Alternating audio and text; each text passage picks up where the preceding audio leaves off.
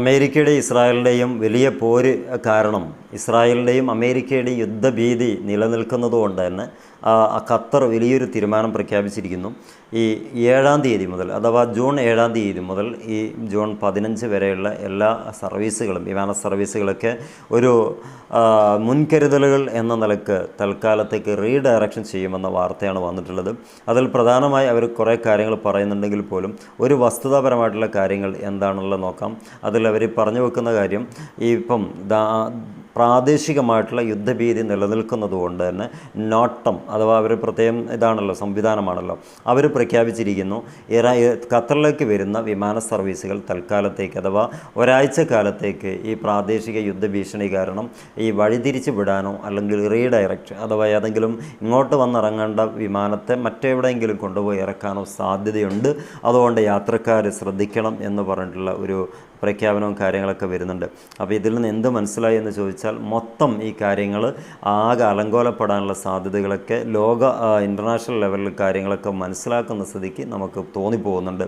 അപ്പോൾ ഈ കാര്യം എന്തിന് ഇവിടെ പറയുന്നത് എന്ന് ചോദിച്ചാൽ, ഇവിടെ ഖത്തറിൻ്റെ ഒരു സമീപനം അവരുടെ വീക്ഷണത്തിൻ്റെ ഭാഗമായിട്ടായിരിക്കാം. വളരെ കലുഷമായിട്ടുള്ള ഒരു സാഹചര്യത്തിലൂടെയാണ് ഇപ്പം ഇസ്രായേലും ഇറാനും അമേരിക്കയും പോയിക്കൊണ്ടിരിക്കുന്നത്. അതിന് കാരണം പ്രത്യേകിച്ച് വന്നിട്ടുള്ളത്, ഈ ഹിസ്ബുള്ളയുടെ ആസ്ഥാനമായിട്ടുള്ള ഒരു പ്രദേശത്ത് ഈ ഇസ്രായേൽ വലിയ രൂപത്തിൽ അക്രമം നടത്തി അത് സീസ് ഫയർ ലംഘനമാണെന്ന് ഇറാൻ വാദിക്കുകയും അതോടൊപ്പം തന്നെ വലിയ രൂപത്തിൽ ഇസ്രായേലിനെ തകർക്കാൻ വേണ്ടി ഞങ്ങൾ തയ്യാറായി വരികയാണെന്നും അത് പെട്ടെന്നുണ്ടാവുകയും ചെയ്യുമെന്ന വാർത്ത കഴിഞ്ഞ ദിവസം നമ്മൾ ലൈവിലൂടെ പറഞ്ഞു തന്നെയാണ്. അതിനനുബന്ധമായിട്ടാണ് ഖത്തർ ഈ തീരുമാനം വെക്കുന്നത്. അഥവാ ഇനിയൊരു 7 ദിവസത്തേക്ക് ജൂൺ 7 മുതൽ 15 വരെയുള്ള ഈ വിമാന സർവീസുകൾ പെടുന്നതിനെ റീഡയറക്റ്റ് ചെയ്യാനുള്ള സാധ്യത ഉണ്ട് എന്ന് പറയുന്നത്.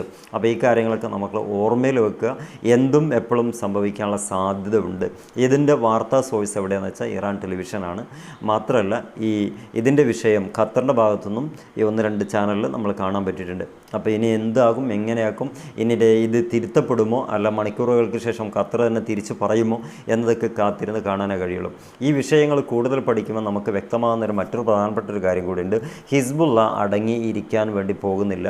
കാരണം ഹിസ്ബുള്ളക്ക് വളരെ കൂടുതൽ അപകടത്തിലാക്കിയ ഒരു അക്രമമാണ് ഈ കഴിഞ്ഞ ദിവസം ഈ ഇസ്രായേൽ നടത്തിയിട്ടുള്ളത്. ആ ഹിസ്ബുള്ള പ്രഖ്യാപിച്ചു കഴിഞ്ഞു, ഹിസ്ബുള്ളയുടെ ഭാഗത്തുനിന്ന്, അതുപോലെ ലെബനാൻ്റെ ഭാഗത്തുനിന്ന് പിടിച്ചടക്കിയിട്ടുള്ള മുഴുവൻ ഭൂപ്രദേശങ്ങളും ഞങ്ങൾ തിരികെ പിടിക്കും, എന്നിട്ട് മാത്രമേ, നിങ്ങളെ മുട്ടുകുത്തിച്ചിട്ട് മാത്രമേ ഞങ്ങൾ അടങ്ങുകയുള്ളൂ. അല്ലാതെ നിങ്ങൾ എത്ര കാലം പോരാടിക്കോ, ഞങ്ങൾക്ക് മരണഭയമില്ല. നിങ്ങൾക്ക് വിസ്തൃതി കൂട്ടുകയാണെങ്കിൽ നമ്മളെ സംബന്ധിച്ചിടത്തോളം തിരിച്ചു പിടിക്കലാണ്, ജീവൻ മരണ പോരാട്ടമാണ് നിങ്ങൾ ഇനി കാണാൻ പോകുന്നത്. അതേപടി തന്നെയാണ് ഇറാനും പറയുന്നത്. ഹറംഷഹർ എന്നുൾപ്പെടെയുള്ള മിസൈലുകൾ ഞങ്ങൾ ഇസ്രായേലിന് മേൽ ഉപയോഗിക്കാൻ തയ്യാറായിക്കൊണ്ടിരിക്കുന്നു. ഇതിനെയൊക്കെ സപ്പോർട്ട് ചെയ്തിട്ട്, അഥവാ ഇസ്രായേലിനെ സപ്പോർട്ട് ചെയ്തിട്ട് അമേരിക്ക പറയുന്നൊരു കാര്യമുണ്ട്, ഇസ്രായേലിനെ നിങ്ങൾ ബുദ്ധിമുട്ടിക്കുകയാണെങ്കിൽ, ആക്രമിക്കുകയാണെങ്കിൽ ഞങ്ങൾ നോക്കി നിൽക്കില്ല, വളരെ കൂടുതൽ അറ്റാക്ക് ഞങ്ങളുടെ ഭാഗത്തുനിന്നുണ്ടാകും. ഇതെല്ലാം കൂടി ഒന്ന് എടുത്തു വെച്ച് വായിക്കുകയാണെങ്കിൽ കൂടുതൽ പ്രതിസന്ധി GCCക്കും വരാനുള്ള സാധ്യതയുണ്ട്. അതുകൊണ്ട് ഖത്തർ ഇപ്പോൾ തന്നെ കാര്യങ്ങളൊക്കെ മാറ്റിയൊടിച്ച് കാര്യങ്ങൾ മുന്നോട്ട് കൊണ്ടുപോകുന്നത്. കാരണം വിമാന സർവീസുകളൊക്കെ പൊട്ടിച്ചുരുക്കുക, അതുപോലെ തന്നെ അവിടെയുള്ള ആകാശപാത താൽക്കാലികമായി അടക്കുക, ഇങ്ങനെയുള്ള കാര്യങ്ങളൊക്കെ എത്തുന്നുണ്ടെങ്കിൽ അതിൻ്റെ ഇടയിൽ ഈ രാജാക്കന്മാരും ഭരണ സംവിധാനത്തിൽ സ്ഥിരാകേന്ദ്രങ്ങൾ ഇരിക്കുന്നവരും അറിയുന്ന അത്ര നമുക്കറിയാൻ സാധിക്കില്ലല്ലോ. അപ്പോൾ അവർ പറയുന്നത് ഇത്രയും വളരെ വഷളായിക്കൊണ്ടിരിക്കുന്ന സാഹചര്യത്തിലേക്കാണ് കാര്യങ്ങൾ പോകുന്നത് എന്ന് വ്യക്തമായി. ഇത്തരം കാര്യങ്ങളൊക്കെ നമ്മൾ മനസ്സിലാക്കേണ്ടത്, ഈ ഒരു യുദ്ധം ഉണ്ടാവുകയാണെങ്കിൽ ഇന്ത്യയടക്കം അത് ബാധിക്കുമെന്നതിൽ യാതൊരു തർക്കവുമില്ല. പുതിയ വിശേഷമായി കാണുന്നതുവരെ എല്ലാവർക്കും നന്ദി.